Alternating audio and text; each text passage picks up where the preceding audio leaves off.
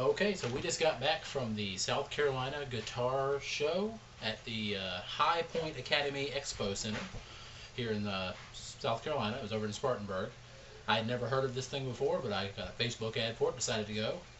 And I didn't go there really planning to spend any money. I wasn't there to really buy anything. I just kind of wanted to look around. And it was awesome to look around. It's this whole conference center type, convention center type, huge room full of guitars and pedals and amps and all that fun stuff that, those of us gearheads like to play with. So that was awesome. I would have been happy at that. But unfortunately, people had stuff with really good prices that I didn't really need, but because it was a cheap price, I was like, yeah, I'll take it. So I got two finds while I was there that I decided to take on. The first one is this here. It is an SG styled bass made by Savoy. It says it was made back in the 70s. It was actually one of those ones that supposedly got a lawsuit filed against them for making it. It's a Japanese Gibson knockoff, basically. Now, it was marked at $100 as is. It said it needed work. So, having just finished fixing up one of my basses, and it being in the middle of rebuilding a guitar from scratch, I figured, well, if it just needs a little bit of work, I could probably handle it. So I asked. Now, what he said is wrong with it. All he said is that it needs a new input jack. If that's the case, I got one laying around, and I can do that. I can knock that out in 10 minutes. So we'll see. I'll take it apart later and see what's in there and see if replace the jack and see if that fixes it. If so, I've got me a super cool looking short scale SG style bass for cheap.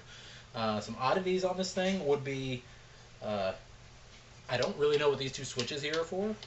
I'm assuming they do something kind of like on a Jaguar bass or Jaguar, or Jazzmaster, where they control like the coil split or something. I really don't know, and until I get it working, I won't be able to figure it out. But that's kind of cool. You got 2 volumes, 2 tones, one for each pickup.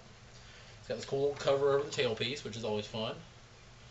And it's been strung with round or flat wound strings like you normally find on a fretless,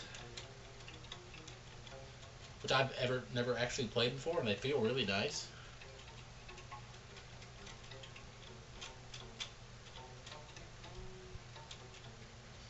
So once I get this thing up and working, it's going to be a lot of fun to play with. It's going to be a lot of fun to have. It looks super cool, and it was dirt cheap. Now, the finish on it's pretty scraped up. It's seen some loving through the years.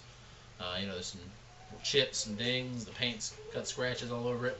But again, it was $99. I wasn't expecting it to not be dinged up, and I looked at it before I bought it. So another cool thing is this bridge it's got. It's kind of weird. These little saddles actually they're on a piece of threaded rod. You can screw them, and it moves the saddle left and right, I guess, to make sure it's in the right spot. But yeah, that's my first find. It is a project, another one that hopefully won't take too much work, and I'll be able to get it functioning. And now the cool thing with it, when I say this thing is short scale, I mean it is super short scale. If you were to hold this up next to just a regular SG like guitar, this is not much longer. It's really not.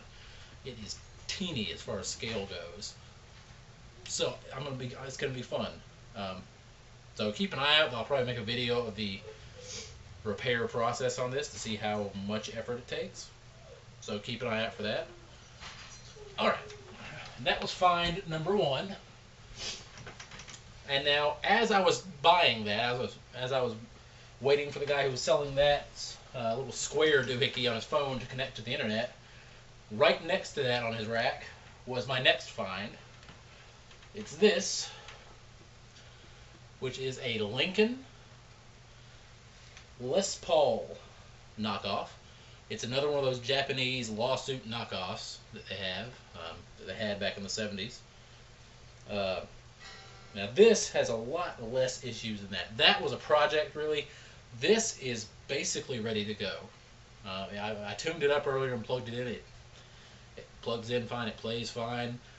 The knobs all work. The switches work. So there's really nothing functionality wise I've got to do, other than maybe fix the intonation a little bit, which is easy because it's got a Tune-O-Matic style bridge.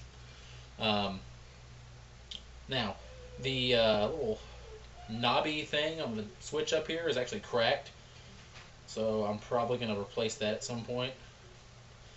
But, you know, that's no big deal. Either that or just glue it back. Or just leave it as is, because it doesn't really do any functional difference. And the strap buttons are a little loose, so I'll probably get a screwdriver and tighten those up. And at that point, this thing is good to go completely. So now, like that one, it has seen some wear over the years of being used and played. It's got some dings and some scrapes to the finish. But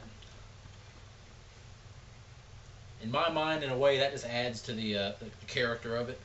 And this is not like a Gibson, okay? It's not a $5,000 Gibson or anything like that. So a little scrape, little bump, no big deal.